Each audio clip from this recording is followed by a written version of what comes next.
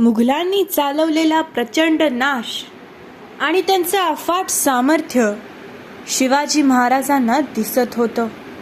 तात्पुरती माघार घ्यायची व नंतर संधी मिळताच उठाव करायचा असं त्यांनी ठरवलं.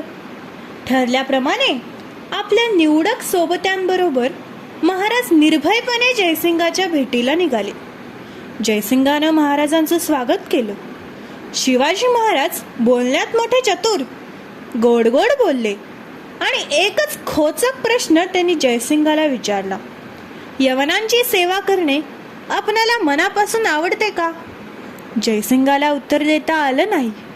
तो म्हणाला, मला उत्तर देता येणार नाही. झाले.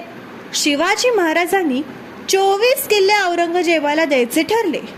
शिवाय महाराजांनी औरंगजेबाची भेट घ्यायची व त्याची चाकरी करायची असं देखील ठरलं.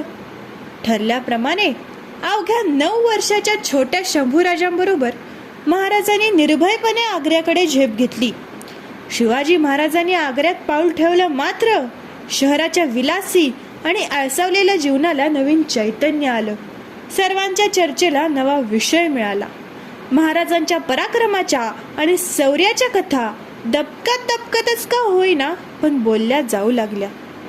आपल्या वाढदिवसाच्या दिवशी महाराजांना भेटण्याचा मनोदय बादशहानं जाहीर केला. वाढदिवसाच्या दिवशी आपली बसायची जागा बादशहाने उंच ठेवली होती.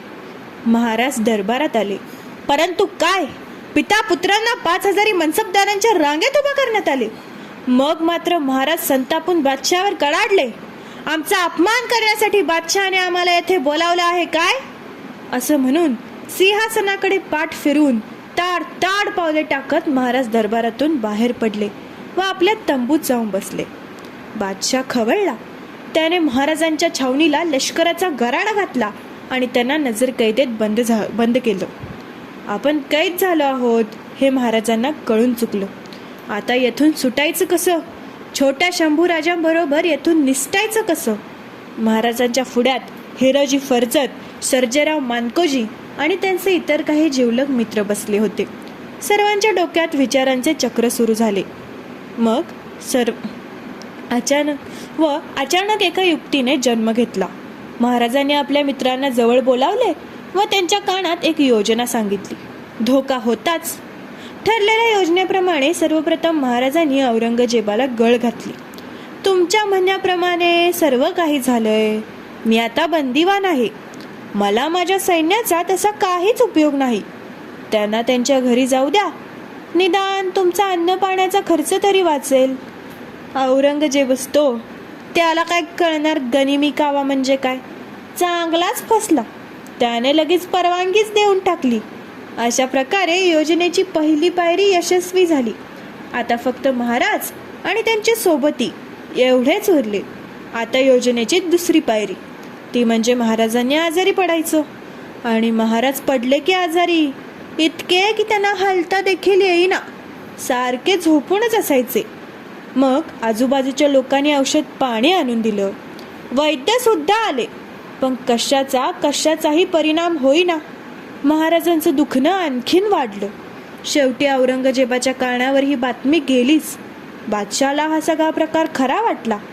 पहारेकरांना व सरदार फुलाद खानाला सुद्धा हा सगळा प्रकार खराच वाटला. मग महाराजांनी बादशाला कळवलं, बाबा रे, आता माझं काही खरं नाही. मी जर गोरगरीब फकीर यांना जर मिठाई वाटली तर निदान त्यांच्या आशीर्वादाने तरी मी बरा होईन असं मला वाटतं. बादशाह याला सुद्धा तयार झाला. मोठमोठे पेठारे मागवण्यात आले. त्यात मेवा मिठाई भरण्यात आली. मेवा मिठायांनी भरलेले मोठमोठे पेठारे महाराजांच्या खोलीतून बाहेर जाऊ लागले. पहारेकरी प्रत्येक पेठाऱ्याची कसून तपासणी करत असत आणि त्यातली 1-2 मिठाई हडप करत असत. या सगळ्या प्रकाराने पहारेकरी तर जाम खुश होते, कारण रोज रोज मिठाई खायला मिळत होती ना. असेच दिवस गेले. पण जसजसे दिवस जात होते तसतसे पहारेकरांचा पेठारे तपासण्याचा उत्साह पण कमी होत चालला होता. मग नेहमीप्रमाणे एक दिवशी पेठारे आले. त्यातले 2 रिकामे सोडून बाकीच्या पेठाऱ्यांमध्ये मिठाई भरण्यात आली व सर्वांचे चेहरे भीतीने काळवंडले होते. मग महाराजांनी हिरोजीला आपल्या जवळ बोलावलं, आपल्या हातातलं सोन्याचं कडं त्याच्या हातात घातलं व महाराजांच्या जागी हिरोजी जाऊन झोपला. मग एका पेठाऱ्यात महाराज बसले, दुसऱ्या पेठाऱ्यात शंभूराजे बसले. पेठारे कर्र कर्र असा आवाज करत खोलीतून बाहेर पडले. पहारेकऱ्यांनी नेहमीप्रमाणे पहिले 1-2 पेठारेच तपासले व जाव असा आदेश दिला. अशा प्रकारे पेठारे सुखरूपपणे गावाच्या बाहेर नेण्यात आले.